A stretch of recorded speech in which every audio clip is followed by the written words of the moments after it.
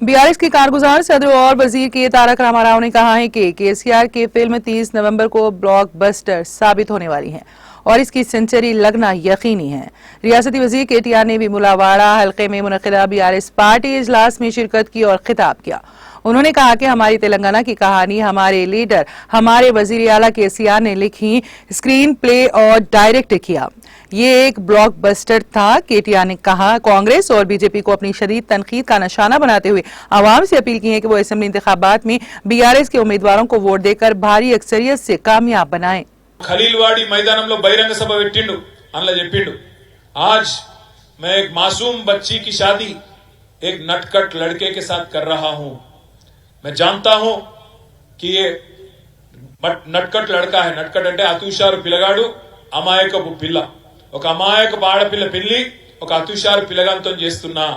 ఇలా సంసారం దబ్బన మంచిగా సాగితే మంచిదే, వర్నా జబ్ చాహే తబ్ తలాక్ లే సక్తే హై అంటే ఎప్పుడు కావాలంటే అప్పుడు, లేకపోతే విడాకులు తీసుకోవచ్చు అని పెళ్లి రోజే విడాకుల మంత్రం చదివిండు పంతులు జవహర్లాల్ నెహ్రూ గారు। ఎక్కడన్నా మనందరం లగ్గాల పోతాం, ఎవరినైనా ఎవరన్నా పంతులు పెళ్లి చేసుకుంటా మీ ఇద్దరు మంచుకుంటే మంచిదే లేకపోతే విడిపోవచ్చు అని చెప్పి అక్షంతలు ఎత్తారు ఎక్కడన్నా? తెలంగాణ అంటాడు।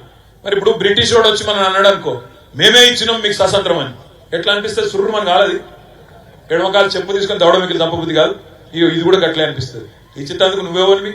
మా తెలంగాణ మేము తీసుకునేందుకు ఎన్ని ప్రాణాలు త్యాగం చేసి ఎన్ని సంవత్సరాలు ఎన్ని దశాబ్దాలు కొట్లాడితే వచ్చిన తెలంగాణను ఇవాళ ఒక అవులగాడు రేవంత్ రెడ్డి అని ఒక అవులగాడు ఏం మాట్లాడుతున్నాడు?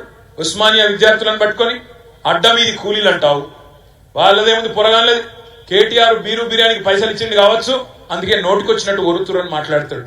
అంటే లక్షల మంది విద్యార్థుల త్యాగాలను విద్యార్థుల పోరాటాలను వాళ్ళు అర్థం చేసుకునేది వాళ్ళ స్థాయి గది। అదే మనము విద్యార్థులను ఇవాళ గౌరవించుకోవడం, గుర్తుపెట్టుకోవడం, వాళ్ళని చట్టసభలకు భారతదేశంలోని అత్యున్నత సభ పార్లమెంటుకు తీసుకొని పోయింది ఒక విద్యార్థిని కేసీఆర్ గారి నాయకత్వంలోని టీఆర్ఎస్ పార్టీ। ఇది మాకు వాళ్ళకున్న తేడా। అది మాత్రమే కాదు, విద్యకు కేసీఆర్ ఇచ్చిన ప్రాముఖ్యత కూడా మీకు తెలుసు। 9.5 సంవత్సరాలు నేను మిమ్మల్ని అందరిని ఆలోచించమని కోరేది ఒకటే, ఈ ఎలక్షన్లు ఒక లక్ష్మణ్ రావు గారిని ఎమ్మెల్యే చేసేందుకో లేకపోతే నన్ను మంత్రి చేసేందుకు వచ్చిన ఎలక్షన్లు కావు ఇవి। ఈ ఎలక్షన్లు మీ తెల్లరాతను మీరే రాసుకునే ఎలక్షన్లు।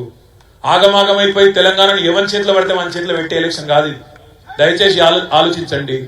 ఏ కాంగ్రెస్ అయితే 6 దశాబ్దాలు సావగొట్టిందో, ఏ కాంగ్రెస్ అయితే 6 దశాబ్దాలు వందల మంది ప్రాణాలు తీసిందో, ఆ కాంగ్రెస్ వాళ్ళు ఇవాళ వచ్చి తీయటి మాటలు మాట్లాడితే ఆగమైదామా? ఆలోచించండి।